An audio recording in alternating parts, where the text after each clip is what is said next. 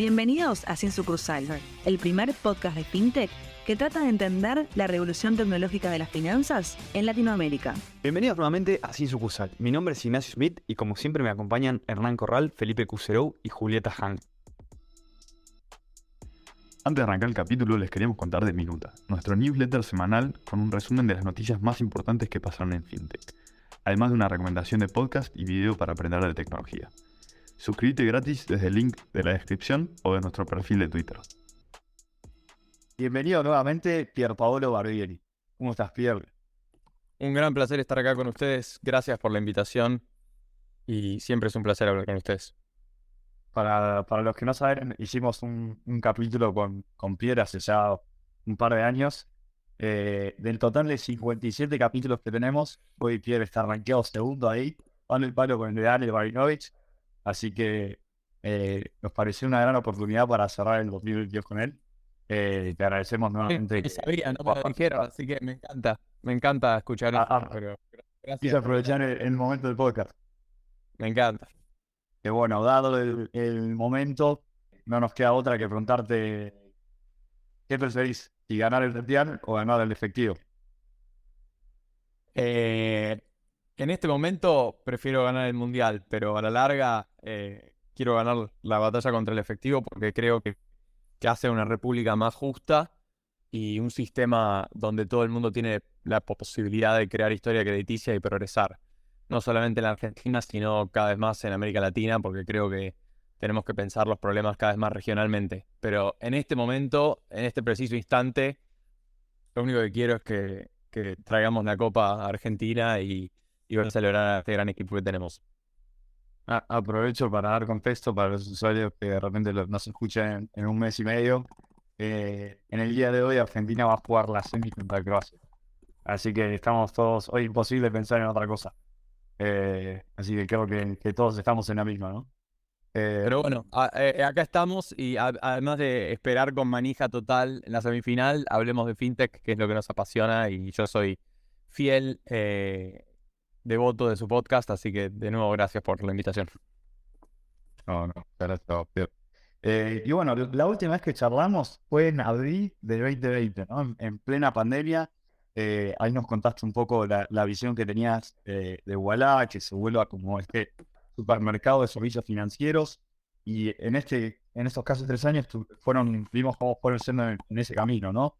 La compraventa de CDRs, criptomonedas, Ualabis, en post, compraron en pretienda, entre un montón de productos que fue lanzando Ualá y fue creciendo como ecosistema. Además de nuevos países que también lanzaron entre medio. O sea, pasaron un montón de cosas en Ualá desde la última vez que hablamos. Hablamos también con Maya Elisovich, ahí que contó todo Ualabis. ¿Nos dirías ya que son un hipermercado fintech más que un supermercado? No, creo que es el término incorrecto. Nuestro objetivo es ser un ecosistema de servicios financieros. La diferencia entre un hipermercado y un ecosistema es que en el hipermercado vos tenés un montón de productos para elegir, pero tienen poco que ver uno con el otro. ¿Por qué? Porque un detergente es muy distinto a unas galletitas. Y lo que creo que estamos creando en Ualá, tanto en la Argentina como ahora en México y además en Colombia, es la posibilidad de un ecosistema de productos que estén relacionados entre sí. Entonces, los productos de Ualabis que vos mencionaste nos acercan a todo un universo de pequeños comerciantes que además de necesitar una solución de cobro, también necesitan una tarjeta, que ya la tenemos, y productos de inversión, que ya los tenemos, y productos de crédito, que ya los tenemos y ahora también estamos haciendo préstamos para pequeñas y medianas empresas, y el día de mañana también otros servicios que también ya existen en el ecosistema para personas, pero cada vez más vamos hacia comercios. Y lo mismo te lo digo del lado de las personas, que los productos de inversión que vos mencionaste CDRs, pero también te mencionaría el producto de ARMED o el producto de cripto o el producto de fondo común de inversión, se relaciona también con la historia crediticia que creamos en Ualá. Ya tenemos más de 5 millones de personas en todo el ecosistema de Ualá con su Score, que es nuestro sistema propietario de riesgo crediticio que creamos con toda la información que hace parte del ecosistema. Entonces las inversiones te ayudan a tener más barato y más accesible para más personas en más lugares. Y de esa manera diferencio lo que es un hipermercado de un ecosistema donde los productos se relacionan entre sí y ayudan al usuario a crear más y mejor historia financiera. Está buenísimo el concepto, o sea, es como más un ciclo, están terminando de armar todo el ciclo de vida financiero de la gente. Sí, y no solo de la como esa gente, imagen. sino también de las personas, de las empresas. ¿Por qué? Porque en el ecosistema, y esto lo habíamos hablado la última vez, me acuerdo, nosotros tenemos muchos usuarios en tarjeta, pero cuando tenés millones y millones de nuevos usuarios con tarjeta, también necesitas millones y millones de lugares para usarla. Sea la API para hacer el checkout online, o sea el postnet que mencionaste, o sea el link de pago por WhatsApp. Entonces son esas cosas que te permiten crear más productos y hacer más profunda la inclusión financiera y que no sea solamente poder suscribirte a Netflix o Spotify, sino también poder cobrar, poder pagar, poder tener un seguro, poder tener una inversión o tomar un crédito. Y ven un desafío muy grande a la hora de, porque creo que se entiende perfecto, pero a la hora de contar todo si querés, eh, esta propuesta de valor que se va ampliando cada vez más y que ayuda tanto a las personas como a las empresas de distintos lugares a la hora de comunicar todo esto, ¿no? Tiene un desafío muy grande, me imagino, ¿no? No tanto en el sentido de que nosotros hacemos, y lo decimos siempre, exactamente lo que nuestros usuarios nos piden. Cuando hacíamos la tarjeta, la gente pediría la recarga de Azure. Entonces fuimos y lo hicimos. Pago de servicio, fuimos y lo hicimos. Mejorar el análisis de gasto, que seguimos siendo la primera y además una de las pocas fintechs que se gastó en crear un muy buen análisis de gasto. ¿Por qué? Porque monetiza, no, porque no lo piden los usuarios, porque lo usan, porque el 30% que lo usa todo el tiempo para entender cómo gasta y dónde gasta. Entonces, creo que la gente entiende lo que vamos haciendo porque es precisamente lo que nos pide. Por más de un año nos pidieron la posibilidad de comprar y vender criptomonedas y lo lanzamos, lo estamos roleando en toda la base, lo lanzamos hace un par de semanas y ya tiene una tasa de activación que realmente nos ha sorprendido a todos porque muchos más usuarios de lo que esperábamos la prueban y lo usan y pasa a ser parte de su vida de inversiones, tal como comprar CDRs o comprar dólares MEP. Entonces, siento que se va construyendo un ecosistema y además le pusimos un área nueva que se llama Aula One, que no estaba la última vez que hablamos, que es un centro donde nosotros hacemos videos, tutoriales y contenido. En este momento solamente el blog que escribía yo y un par más, pero que toda una sección de One que se llama Aula, donde hacemos contenido de educación financiera. Es algo que creamos originalmente para el lanzamiento en Colombia, pero también ya lo expandimos a México y Argentina. ¿Por qué? Porque la gente quiere entender más y cuando le dan más productos y servicios financieros como parte de un ecosistema, también quieren entender cómo se relacionan una cosa con la otra, cómo todo ayuda a crear una vida financiera más saludable y con más potencial. Entonces, trabajamos mucho en eso de comunicar, pero creemos que es una parte de una progresión hacia crear el ecosistema completo que vemos en todos lados. En la semana pasada, México, la gente lo entendía porque sabía que venía, porque en Argentina ya lo teníamos. Ya llevamos hechos más de 2,5 millones de préstamos en Argentina. Entonces, era obvio que se venía en México. Y para nosotros es un gran honor poder sacarlo en ese país y crecer de esa manera. Che, Pierre, y ahí recién mencionaba México, también, digamos, de la última vez que hablamos, que fue abril 2020 a hoy, lanzaron en México, Colombia, digamos, ¿cómo fue ese desafío o qué fue lo más loco que se topaban en el medio, que quizá pensaban que eran países parecidos y se toparon con que las realidades son bastante distintas, o están viendo LATAM bastante parecido en sus problemáticas en general? La verdad es que cada lugar depende de la regulación local que exista, ¿no? En México existe la ley FinTech que divide el mercado entre 3 tipos de estructuras. Los bancos, de los cuales hay solamente 48, las SOFIPOS, que son bancos rurales, de las cuales existen alrededor de 10 a 15, y después las ISPES, que son básicamente las PSP de Argentina, los proveedores de servicio de pago, que no pueden prestar, no pueden prestar depósitos, etcétera, etcétera, y tienen bastantes limitantes. Y en Colombia no existe una ley FinTech, pero sí existe una superintendencia de servicios financieros que tiene una reglamentación muy clara sobre qué se puede hacer y qué no se puede hacer. Y la realidad es que nosotros entendimos desde el principio que si uno quiere jugar internacionalmente, tiene que adaptarse a las reglas de cada uno de los lugares. Entonces trabajamos por 3 años para poder lanzar en Colombia como compañía de financiamiento, que es un tipo de entidad financiera colombiana totalmente regulada por la superintendencia. ¿Por qué? Porque eso nos da la posibilidad de hacer desde el día 1 todos los productos financieros que queríamos. Poder hacer cuentas sueldo, poder hacer cuentas de inversión financiera, y también poder hacer productos de Wise directamente en el mismo lugar, en el mismo ecosistema, porque tenés el producto de evidencia casi desde el principio. Así que Wise lanzó en Colombia solamente 6 meses después de haber lanzado en país. Y de la misma manera en México nosotros arrancamos trabajando vía una ISPE, pero dado la centralidad de México para nuestra estrategia y el potencial de crecimiento de un país de más de 130 millones de personas, adquirimos un banco y firmamos un co-earning con ese banco para poder emitir nuestra tarjeta directamente desde el banco ABC Capital. Y eso nos permite, como te decía antes, en la última semana, haber lanzado créditos desde la estructura del banco, que te permite tener acceso a financiamiento mucho más accesible y mucho más escalable que hacerlo con líneas de financiamiento externo que dependen de las vicisitudes del mercado financiero internacional.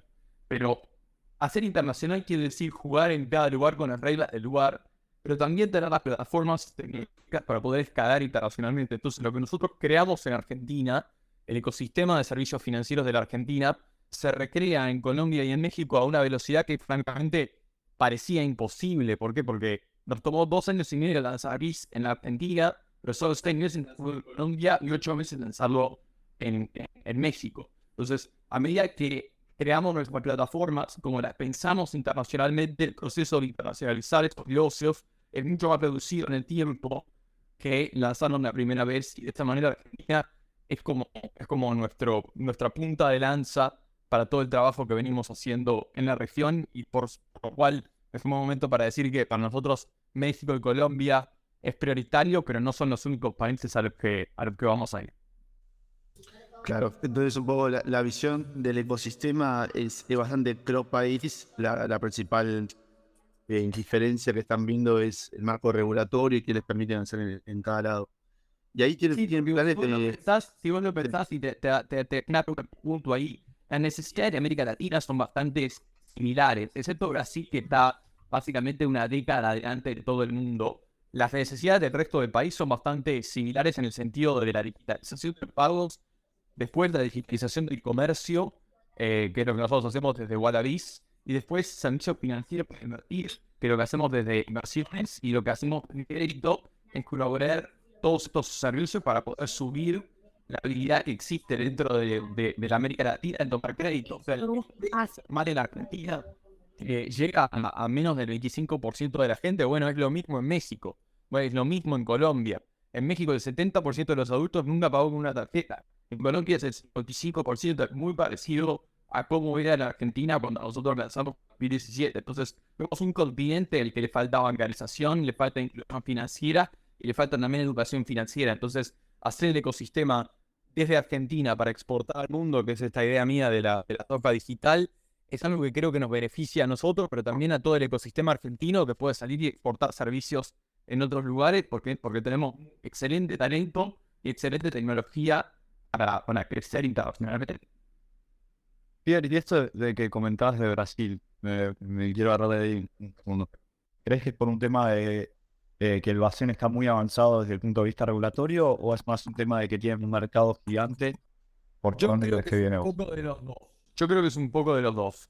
De hecho, Brasil tiene políticas de inclusión financiera desde el fin de los 80, porque entendieron muy rápido que solamente con real inclusión financiera podés crear una historia crediticia para el país y seguir adelante, que la gente pueda tomar un préstamo para empezar un negocio o tomar un seguro, que muchas veces te diferencia entre cuando tenés una crisis, entre quedarte clase media o caer en la pobreza. Entonces, hace mucho que apuesta por la educación financiera y por la inclusión financiera, y creo que hicieron mucho mejor trabajo obligando a las instituciones financieras del país a darle servicios a todo el mundo. Cuando nosotros lanzamos los bancos, siempre los bancos hacía 100 años que decían que iban a incluir al país y 50% del país nunca había tenido una tarjeta para pagar. Nunca.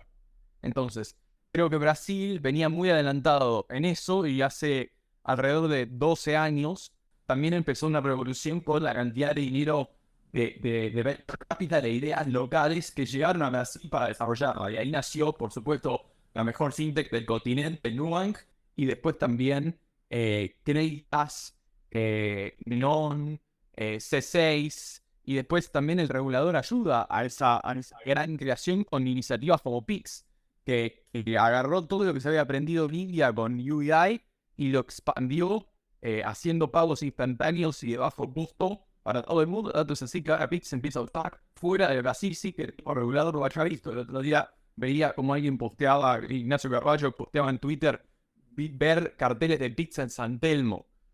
En los pagos instantáneos, Brasil está al menos 5 años adelantado del resto de la región, y de esa manera es como que siguen duplicando la apuesta de estar adelante. Una cosa más que aprendí estudiando el modelo de Nubank es que Brasil, gracias a esta inclusión financiera que viene de los 80, casi el 75 al 80% del país tenía una historia de crecimiento. Entonces, cuando ellos crearon el producto de tarjeta de créditos en el modelo de Capital One de los Estados Unidos, o también el modelo tan exitoso de Tinkoff en Rusia, ellos encontraron una historia financiera que estaba ahí, que estaba disponible. ¿Por qué? Porque la mayoría de los se tenía a cuenta de débito. Por ende, tenía una historia financiera creada en base a esos datos de cuenta de débito.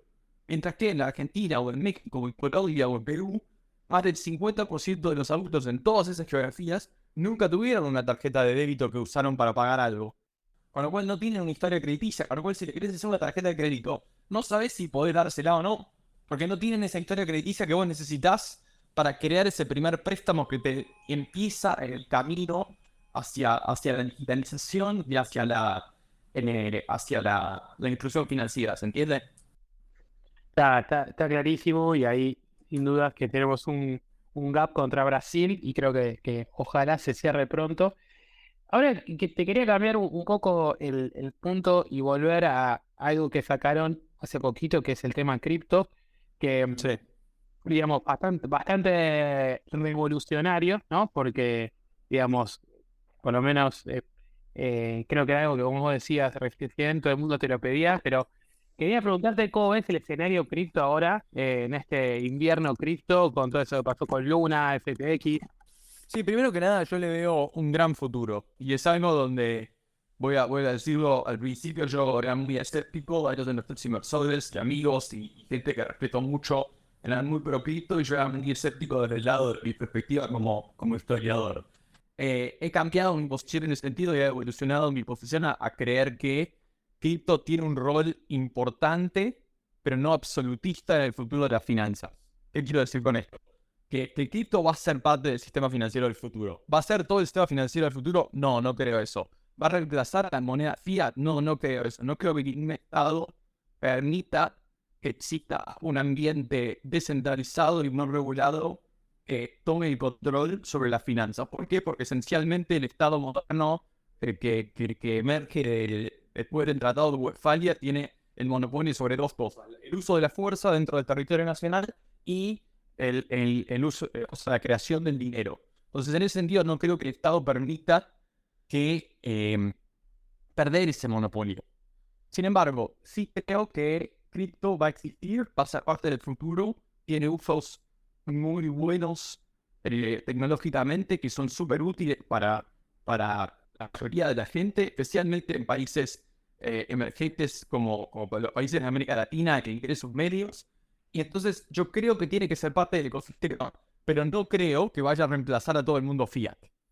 Entonces, no creo que podamos cerrar el Banco Central y hacerlo museo. Eso no creo que vaya a pasar.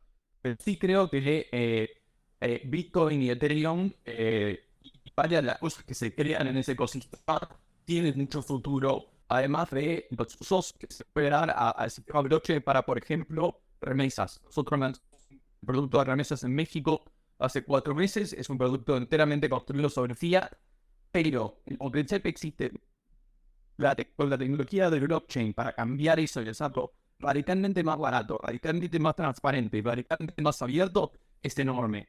¿Está listo todo? No, pero creo que allá vamos, y creo que hay gente que sí va a querer tener cripto y activos cripto en su portfolio.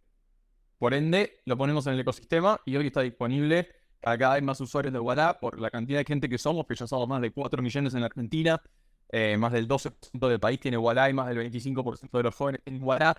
No lo pudimos abrir a todo el mundo el primer día porque nos colapsaban los sistemas, ustedes saben cómo es esto, así que lo lanzamos hace 2 o 3 semanas y cada semana vamos sumando más usuarios a la posibilidad de usar OneX, que es nuestra plataforma cripto. Pierre, te quería repreguntar sobre lo que acabas de decir o sea, que va a convivir el mundo cripto con el mundo fiat de alguna manera, pero si realmente queremos hacer escalar incluso remesas que hoy lo tienen montado sobre fiat, ¿qué tiene que pasar para que se masifique esa opción del mundo cripto en usos que hoy los tiene totalmente dominados la moneda fiat? Creo que claridad regular. Yo creo que en la interacción del mundo fiat con el mundo cripto es muy poco claro en la mayoría de los lugares y la falta absoluta de regulación crea problemas. Vuelvo al comentario de Ronald. O sea, lo de Terra no debería haber ocurrido. FTX es un fraude. Es un fraude porque es usar los fondos de los clientes para tradear. Y tristemente FTX no es el único lugar que hacía eso. Y yo lo he escrito públicamente, cuando alguien te dice que algo es un plazo fijo, yo no puedo decir que algo es un plazo fijo si no tengo un plazo fijo de una entidad financiera porque la regulación protege a los financieros que le miden de manera. Entonces, cuando alguien te dice, te garantizo 7% en dólares, en cripto, en tu cuenta, o no está garantizado o no son dólares. Y en el caso de FTX se probó que era totalmente un fraude porque estaban usando literalmente para tradear la guita de los depositantes. Entonces, en ese contexto, creo que necesitamos claridad regulatoria para que los buenos usos de cripto, como lo que decíamos de las remesas, existan, se usen, crezcan y además se proteja a los usuarios de claras violaciones de la seguridad jurídica de los depositantes, como es el caso de FTX. ¿Y ves posible que la regulación llegue a... O sea, porque creo que viene habiendo un patrón general que la tecnología avanza mucho más rápido en la regulación, ¿no? Y es como... Creo que se viene con varias tecnologías este mismo problema quizás. Sí, yo creo que es verdad eso. La tecnología se mueve muy rápido, pero creo que hay ciertos casos, no es la primera vez en la historia que eso ocurre. También ocurrió en otras revoluciones financieras, o por ejemplo con el boom de los tulipanes, en la burbuja de los tulipanes, o el South Sea Bubble en el siglo XVIII. O sea, la tecnología avanza, la ingeniería financiera avanza, pero llega a un punto donde la regulación hace catch up. Y yo creo que la regulación también tiene que permitir ese desarrollo tecnológico. Creo que yo no quiero que la regulación mate el blockchain. Hay regulaciones muy inteligentes, como por ejemplo la regulación del Reino Unido, la regulación de Singapur, permiten a cripto existir, que además permiten a los inversores invertir en cripto. ¿Por qué? Porque hay seguridad regulatoria y jurídica para los proyectos cripto, pero al mismo tiempo protege al usuario financiero y especialmente a los que no conocen de cripto, de protegerlos de mentiras o protegerlos de fraudes. Entonces yo creo que después de lo de FTX no va a quedar otra que los reguladores en Estados Unidos finalmente decían de quién es responsabilidad regular cripto, que creo que va a terminar del lado del SEC, definir qué es un activo financiero y qué no, o sea, qué es un commodity, qué es un security, y ahí proveer un marco legal para que todos lo podamos operar, y después eso tiene que hacer cascadas de otras regulaciones, ¿no? Porque en Argentina hay muchos países. ¿Qué podés hacer en cripto? ¿Qué no podés hacer en cripto? México lo mismo. En Colombia han decidido hacer un sandbox regulatorio que yo celebro siempre. ¿Por qué? Porque es una excelente manera de tener innovación y tener tecnología, pero al mismo tiempo que exista en un lugar donde le dé seguridad al regulador de que nadie va a sufrir malas consecuencias. Entonces yo creo que finalmente vamos a ir hacia un mundo así, y yo creo que, por ejemplo, la regulación del Reino Unido de cripto es muy inteligente porque promueve el desarrollo de la industria sin matar la innovación. Está buenísimo, creo que es un silver lining, o sea, está un poco en la sensación de que aprendimos por las malas, pero creo que en el fondo... Pero siempre aprendemos por las malas. Si ves la historia financiera, siempre aprendemos por las malas. O sea, porque esta idea de que, ay, no, nosotros vivimos en un mundo descentralizado, libre y feliz, y de repente Sam Bankman-Fried agarra toda la lista de los opositantes y se pone a tradear con eso. Y después dice, lo peor de todo, que dice que no sabía nada. Entonces, eso es exactamente en los fraudes del siglo XIX de las instituciones de shadow banking en Estados Unidos, calco por calco. Entonces, creo que eventualmente eso se hace catch up y creo que eso bueno para la industria, no es malo. Esto me remonta un poco a todo este tema regulatorio y todo, a un podcast que escuché hace poco de este Rogan con Elon Musk y con todo el tema de inteligencia artificial, ¿no? Y justo ahora con toda la explosión de OpenAI que llegó a los 5 millones de usuarios a el millón de usuarios en 5 días. Básicamente Elon tiene el miedo de que se convierta como en Terminator, más o menos. ¿Vos cómo ves todo este tema de la tecnología de inteligencia artificial? ¿Ves que vamos a terminar acoplando a todo lo que es el mundo fintech? ¿Ves que hay un posible riesgo ahí también desde el punto de vista regulatorio? Yo creo que lo de Terminator está muy lejos, gracias a Dios.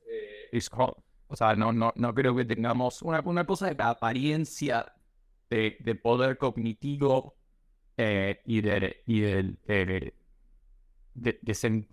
la conciencia. O sea, una cosa es aparentar conciencia con el lenguaje, mostrar apariencia de conciencia, y otra cosa es tener conciencia. Es radicalmente distinto. Creo que todo el mundo está de acuerdo, y los expertos están claros que estamos lejos todavía de esa superinteligencia. Hay un libro muy bueno de eso, Superintelligence. Pero más allá de Terminator, yo creo que AI es un mundo que va a haber muchísima inversión, muchísimo desarrollo, y creo que va a automatizar muchas tareas y muchos roles que creo que son totalmente aplicables a muchas industrias, del e-commerce, a la educación, al cripto y por supuesto a fintech. Entonces nosotros, por ejemplo, estamos trabajando mucho en el desarrollo de estas herramientas, y tenemos un proyecto de Ualá datos. Nosotros empezamos a experimentar con, y esto no voy a hablar antes, pero nosotros empezamos a experimentar con ciertas respuestas en el chat de Ualá que pueden llevarte sin la presencia de un agente humano a la respuesta que vos querés. Entonces, si nosotros sabemos que vos querés claridad sobre cómo cargar tu Ualá o dónde ir a cargar una Ualá, eso no necesita un ser humano, y es repetitivo y aburrido a la gente tener que hacer eso. Y nosotros queremos dar servicio más horas que las instituciones bancarias tradicionales, y además más días en la semana. Entonces, para que sea paradójicamente más humano el trato, automatizamos esa parte de si vos querés saber dónde se carga Ualá, cómo se carga Ualá, cuál es el límite en efectivo, o cómo hacer una transferencia hacia el cortau. Y por cierto, también quiero automatizar que bancos siguen limitando el cortau. Eso se te da esta información sin necesidad de una persona. Y este es solamente el comienzo. Porque el día de mañana, cuando vos tenés, por ejemplo, Ualá Score, que te permite tener acceso a tasas más bajas y periodos más largos de repago, podés ir creando una crediticia donde podemos, gracias a la inteligencia artificial y el machine learning, automatizar tu viaje financiero, o sea, tu escalera crediticia hacia productos con más plazo y menos tasa. Entonces, esto creo que es un mundo que va a explotar, que va a crecer muchísimo en la próxima década. Y es el principio, así que si alguien está escuchando y duda qué estudiar, creo que estudiar ciencias de datos es algo que va a tener un increíble futuro. Buenísimo, Pierre. Y yo para terminar, última que te quiero hacer es, dado también esta complejidad ahora para levantar capital y todo este mundo, digamos, que está complicado en el mundo tech, por el contexto macroeconómico, vos que armaste de cero un unicornio que opera en varios países, ¿qué le recomendás a todos los que están en esta lucha, ¿no? de emprender en Latinoamérica? Bueno, antes que nada, que sigan adelante, porque emprender en Latinoamérica es hermoso. Nosotros tenemos la mitad del PBI de China y una población más grande que la de India. Y estamos muy subinvertidos, y cada vez hay más capitales internacionales buscando crecimiento. El crecimiento real, América Latina tiene todo, tiene ese potencial, y además tiene gran talento, especialmente en lugares como la Argentina, pero no solamente en Argentina. Cada vez hay más talento increíble en Brasil, en Colombia, en México, en Perú. Creo que saben, pero yo el año pasado empecé un fondo de inversión para apoyar esas ideas que se llama 17 Sigma, que era Bianca Sassoon y y ya tiene varios miembros en el equipo buscando esas inversiones y cada vez hay más. Segundo, obviamente se vienen tiempos más complicados cuando hay una suba de tasas. Creo que el costo del dinero sube, por ende hay menos posición de invertir y creo que primero baja la exposición hacia los países más riesgosos y por definición y dada la situación macroeconómica en muchos de nuestros países, especialmente la Argentina, el apetito inversor de ir hacia sectores más frontera de las inversiones baja. ¿Por qué? Porque el costo del dinero, tanto en Estados Unidos como en Reino Unido como en Europa, subió. Y eso es natural y pasa y es cíclico y no va a durar para siempre. Pero creo que va a ser más importante no solamente mostrar el potencial de usuarios, el potencial de crecimiento, sino también el potencial de monetización de las ideas, el time frame de monetización de las ideas, o sea, cuánto va a tardar en esa monetización y finalmente cuándo se va a llegar a el balance. Y el balance quiere solamente tener un margen bruto positivo, cuando vas a poder hacer de las empresas algo autosustentable que no necesita capital de los inversores todos los años para funcionar y para crecer. Y yo me acuerdo que en 2017, cuando lanzamos Wallah, en me preguntaban, ¿vas a hacer un proyecto de este tamaño y solamente funciona en escala?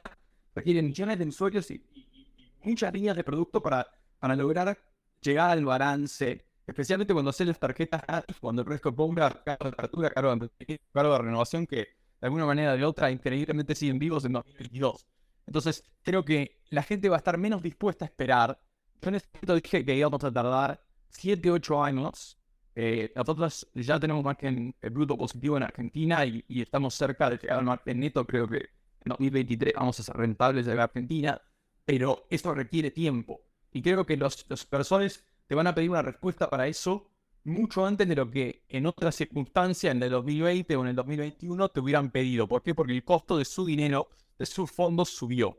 Y creo que eso cambia la dinámica, pero no deja de lado la oportunidad, porque sí creo que a los grandes proyectos, con grandes ideas, con camino a usuarios y además caminos de la monetización, hoy y vas a tener todo capital, porque el mundo está destruido de innovación, hay mucho dinero en busca de grandes ideas tecnológicas y finalmente en países como América Latina, donde hay poca competencia y jugadores incumbentes, lentos y poco innovadores, la posibilidad de disrupción es altísima. Increíble, Pierre, creo que sí, está buenísima la respuesta. Creo que nos recorriste por toda la cancha un poquito. Vimos un poco de la versión Pierre, historiador incluso. Muchas gracias a ustedes y siempre me divierte y me energiza hablar con ustedes, así que gracias por el tiempo y lo seguiré escuchando. Un abrazo. Un abrazo, Pierre. Vamos a Argentina hoy.